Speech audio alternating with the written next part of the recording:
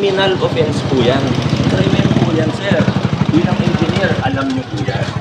Hindi ko ako nag-invento dito. Alam nyo po yan. Ngayon, inaamin nyo sa akin na yung construction ng 5th floor hindi kasama sa permit ninyo. Ang construction sa buong lote na ito, walang building permit. Construction doon sa kabilang lote, wala ako nakikita ng building permit. Kasi dapat nakapaskil po yan. At inaamin ninyo na under process pa lang po siya. Ano pa lang po, demolition permit. Demolition permit. Pero ito, construction, di naman demolition lang yan. Yung party. Yung party meron na dito. Ano na ba? Yan ang di ko maintindihan, engineer. Kasi quadruple A kayo. Hindi naman namin kayo pinahihirapan. In fact, sabi ko nga kanina kay compliance officer, may kontrata pa kaya kayo sa LGU. Tanungin niyo yung mga gumawa sa rainforest, may kontrata kayo. Walang problema. Hindi namin kayo kinakaaway, hindi namin kayo hinaharas. Kahit na yun yung laging sinasabi ng owner ninyo. Hindi totoo yun. Ang problema, hindi kayo kumuha. Pati yung mga waiting shed, wala naman permit yun eh. Illegal yung ginagawa ninyo.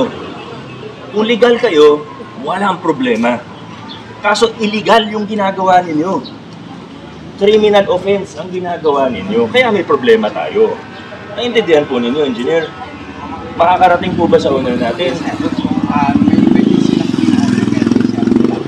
Oo, wala ang problema eh. Kaso gumagawa kayo ng illegal. At hindi ko talaga maunawaan kasi bilang quadruple A contractor, bakit naman sa madaling i-comply, hindi nyo pa i-comply? Hindi ko maintindihan talaga. Ano kaya dahilan? Nasanay lang talaga na gano'n? Hindi naman po. Oh. Yung mga revisions po sa plano.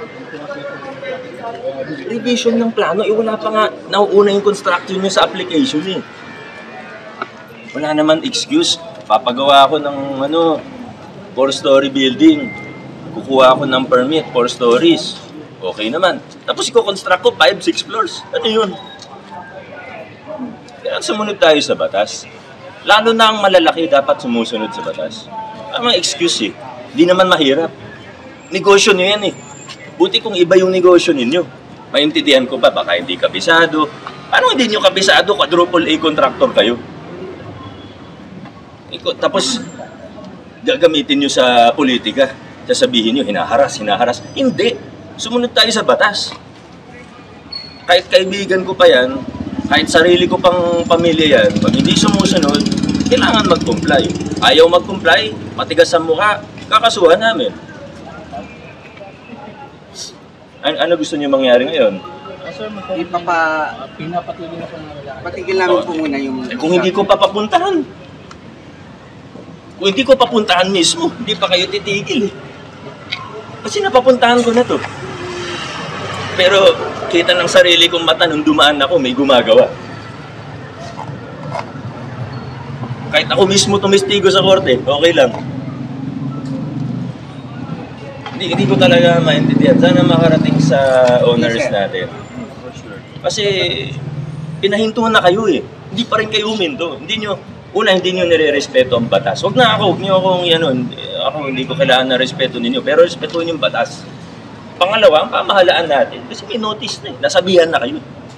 Buti kung patulog-tulog kami, hindi namin pinapansin. O sige, ibang kaso yun. Pero hindi.